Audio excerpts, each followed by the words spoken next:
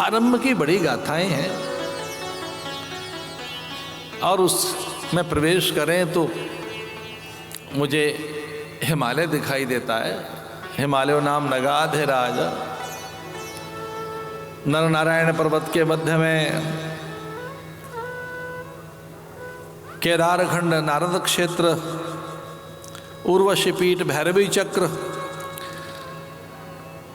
घंटाकर्ण जाकर क्षेत्रपाल हैं।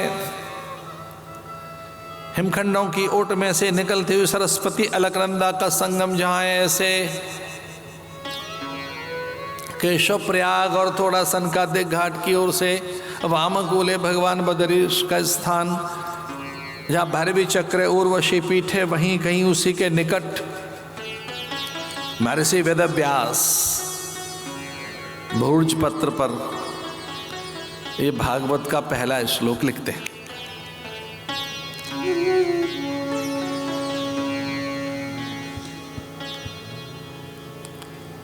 अब भागवत का पहला श्लोक क्या लिखते हैं?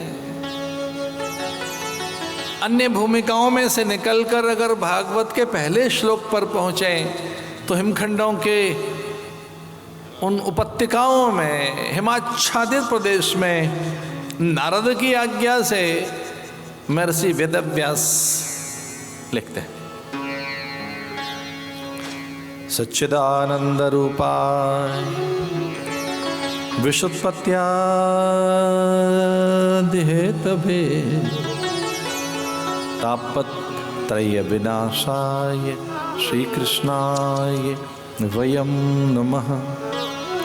श्रीकृष्णाय वयं नमः। श्रीकृष्णाय वयं नमः। श्रीकृष्णाय वयं नमः। सच्चिदानंद रूपाय विशोत्पत्त्यादि हेतवे तापत्रय विनाशाय श्रीकृष्णाय वयं नमः। सच्चिदानंद रूपाय विशोत्पत्त्यादि हेतवे तापत्रय विनाशाय श्रीकृष्णाय वयं नमः। हम सबके लिए है वयं नमः। वहाँ एकांत में बैठकर लोकहित के लिए भागवत की गाथा उन्होंने लिखी। एकाकी पुरुष, इस श्लोक का अंतिम, ये दो अंतिम शब्द वयं नमः। वयं, अहम नहीं, मैं नहीं, जबकि वो बिल्कुल अकेले थे। भागवत का बीज ही परमार्थ है, भागवत का बीज ही परोपकार है। परोपकार है पुण्याय। भागवत का जो बीज है वो परमार्थ है। इस सृष्टि में नित्य परमार्थ है और परमात्मा का वो मूल स्वरूप भी है।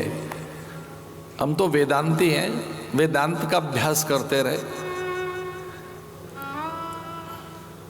भगवान की मूल सत्ता परमार्थ सत्ता ही है। एक दूसरी भी सत्ता स्वीकार की है वेदांत ने, वह व्यावहारिक सत्ता है। परमात्मा की एक और भी सत्ता स्वीकार की गई है और वह है प्रातिभासिक सत्ता है। वेदांत के अनुसार भगवान की पारमार्थिक सत्ता, व्यावहारिक सत्ता, प्रातिभासिक सत्ता, पर भगवान में मूल परमार्थ ही है।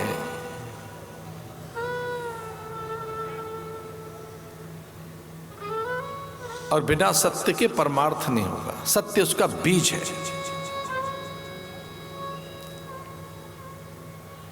वो नित्य विद्यमान है। इसलिए परमात्मा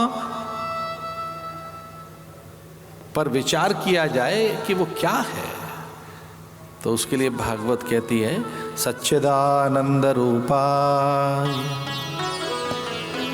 सत्य नित्य विद्यमान सत्ता है, वो समीचीन, सार्वकालिक, शाश्वत, सनातन, प्रत्येक संदर्भ में नित्य नूतन और प्रासंगिक सत्ता है। वो नित्य सत्ता है।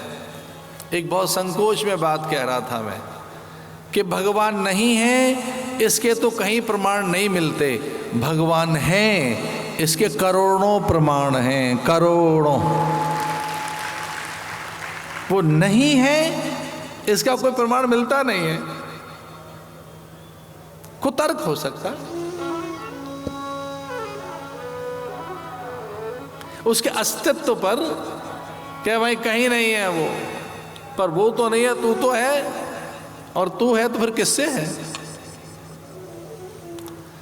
कोई ये कहे कि नहीं है भैया वो नहीं है, हाँ ठीक है नहीं है, आप तो हैं ना, हाँ मैं तो हूं, पर आप किससे हैं? मतलब आपके कोई पिता तो होंगे, कोई बीज तो होगा जिससे आप हैं, फिर उसका भी कोई पिता होगा। तो ये ध्यान रहे कि वो फिर वो परम पिता और वो कोई बीज है, और जो बीज है जो है वही सत्य है। और भैया जो नहीं होता उसका नाम झूठ है, जो है ही नहीं। तो झूठी चीज कौन सी? मिथ्या क्या जो है ही नहीं। भागवत की बड़ी सुंदर सी बात ये लगी कि भागवत सत्य से आरंभ हुई है, इसका उद्गम ही सत्य है, सच्चिदानंद रूपाय। उसका रूप बता रहे हैं कौन है। हम रूप नाम के जगत में रहने वाले प्राणी हैं, तो उसे परिभाषित करते हुए महर्षि वेदव्यास कहते हैं वो सच्चिदानंद स्वरूप है, और विश्व की उत्पत्ति आदि लय स्थिति सृष्टि ये जो नित्य उसमें होता है। और चूंकि कोई चीज है तो उसकी प्रातिभाषिक सत्ता को ऐसे परिभाषित करते हुए तापत्रयी है, आदि दैविक, आदि भौतिक, आध्यात्मिक, उसके तीन ये कष्ट भी बताए, क्लेश भी बताए। और क्लेश तीन ही प्रकार के हैं, कष्ट तीन ही, दुख भी तीन ही प्रकार के हैं, कोई चौथे प्रकार का दुख नहीं है। एक और बात सुनना ध्यान से, वो जब से भी मनुष्य है तब से ये तीन ही दुख हैं, उनको भी थे ये हमको भी है, कोई चौथा दुख नया नहीं बना है। आदि दैविक, आदि भौतिक, आध्यात्मिक, ये तीन ही प्रकार की हैं। आदि व्याधियां, उपाधियां। उपाधि से बड़ा दुख है भाई, जो मैं नहीं हूं वो समझे बैठा हूं। उपाधि देह एक उपाधि है, मैं ये नहीं हूं और इसे मैं माने बैठा हूं। बचपन में कुछ और, किशोर अवस्था में कुछ और हैं आप, तरुणाई में कुछ और हैं, यौवन में कुछ और हैं, प्रौढ़ता में कुछ और हैं। और हमारी तो ये सब चीज़ें कैसे सरक गई हमको नहीं पता लगा।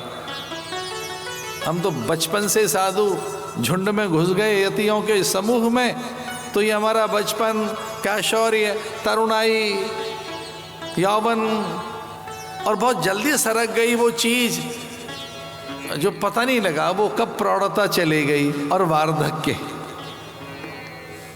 उसका नहीं पता चला, प्रौढ़ता का नहीं पता लगा, युवक माने बैठे रहे।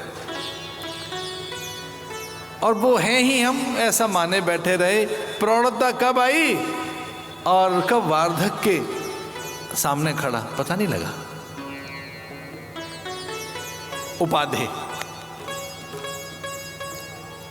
उनसे अच्छा लगता है, अलंकारों से, उपाधियों से, उपनामों से, प्रशस्ति पत्र से, विरुदावलियों से, गायन से, प्रशस्ति गायन से बुरा सा लगता है। हम कुछ है ही नहीं, कुछ और नाम जोड़े जाए हमारे आगे, अलंकरण लगाए जाए।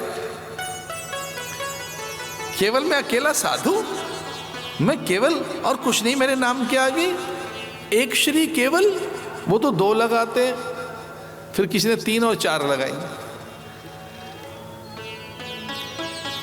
इस पर भाई हम ज्यादा चर्चा नहीं करेंगे, पर हमारे यहाँ विधान है, एक श्री किसको लगेगी, 2 किसे, 3 किसको लगेगी, 4 और 5 श्री किसको लगेंगे, हम बताएंगे कभी। हम उधर नहीं जाना चाहते, हम तो उपाधि की बात कर रहे हैं। यहां तक भी शास्त्र ने बताया कि शत्रु को भी श्री लगानी है तो कितनी लगाओगे? शत्रु का नाम भी बिना श्री के नहीं बोला जाएगा, पर आचार्य के आगे कितनी लगाओगे? देव समूह में अतिथि, अभ्यागत और दरिद्र के आगे भी श्री लगानी है। और ऐसा कभी नहीं हो सकता कि आप शत्रु का नाम बिना श्री लगाए बोलें। इसे शत्रु को भी श्रीमान बोलना होगा आपको, श्रीमान। उपाधि, व्याधि, जन्म मृत्यु जरा व्याधि दुख दोषानु दर्शनम, व्याधि जन्म से ही है।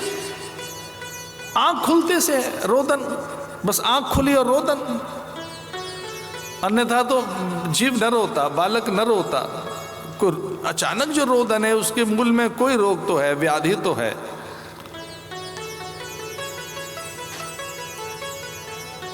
एक आधि है जिसे आध्यात्मिक दुख कहेंगे, आधि। और जानते हो ये क्या है? अभाव के दुख, अज्ञान का दुख, अविवेक से, अनभ्यास से। आध्यात्मिक अभ्यास नहीं है जिनका, वे बहुत दुखी रहते हैं। बहुत दुखी लोगों को देखना हो तो उनके पास ले चलें हम आपको, जो आध्यात्मिक प्राणी नहीं है। अभाव का दुख है उन्हें, हमारे पास बड़ी कमी है।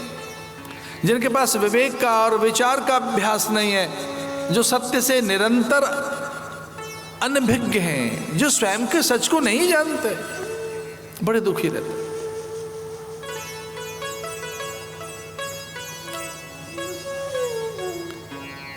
आदर की अभिप्सा में निरंतर दिन बीतता रहता है। कोई आदर करे, सम्मान करे, हमारी सहायता करे, हमारी संवेदनाओं की कोई रक्षा करे, हमें कोई सम्मान दे, हमारे स्वाभिमान की रक्षा करें और हमारी कोई सहायता करे, हमें कोई आदर दे। ऐसी अपेक्षाओं में आध्यात्मिक हीन व्यक्ति जीता है। तो एक है आधि, दूसरी उपाधि, तीसरी है व्याधि। आधि, व्याधि, उपाधि। आधि जानते हो क्या है? ये आदि दैविक, आदि भौतिक, आध्यात्मिक क्लेश क्या है? अभाव के दुख। या वही भूमा तत्सुखम। तो सुखी कौन है? जिसने अपने भीतर की अल्पता का भंजन कर लिया है, अपने अधूरेपन का।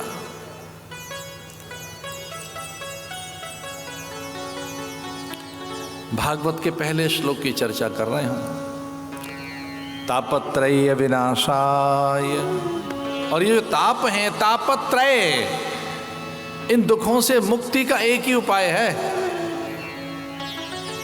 सच्चिदानंद रूपाय विशुत्पत्त्यादि हेतवे तापत्रय विनाशाय, विनाशाय श्री कृष्णाय वयं नमः। तो फिर याद रखना, जितने दुख हैं वो भगवत विस्मृति से हैं, आत्म विस्मृति से हैं। आत्म विस्मृति के कारण हम दुखी हैं, अपने को नहीं जानते, अपने से अपरिचित हैं, इसलिए दुखी। तो जैसे जैसे स्वयं का परिचय, जैसे जैसे अपने स्वभाव का, सत्ता का, निजता का, अपने भीतर के गौरव का, अपने ऐश्वर्य का, अपनी विभूतियों का जैसे बोध होने लगेगा, दुख नहीं दिखाई देगा। आप पदार्थों की प्रचुरता से, वस्तुओं की बहुलता से सुखी नहीं हो सकते। किसी बड़े पद और प्रतिष्ठा से आप सुखी नहीं हो सकते। और दुखी इसलिए कि हम खुद को नहीं जानते, स्वयं से अपरिचित है। तस्मात् सर्वेषु कालेषु माम अनुस्मर युद्ध च। मुझे याद रखना, अपने को याद रखना, भूल मत जाना खुद को। जैसे दुख आत्मविस्मृति के कारण है। भागवत के पहले श्लोक में आता है, तापत्रय विनाशाय श्री कृष्णाय वयं नमः। तापत्रय विनाशाय, तीन ताप के नाश के लिए ये गाथा है, ये कथा है।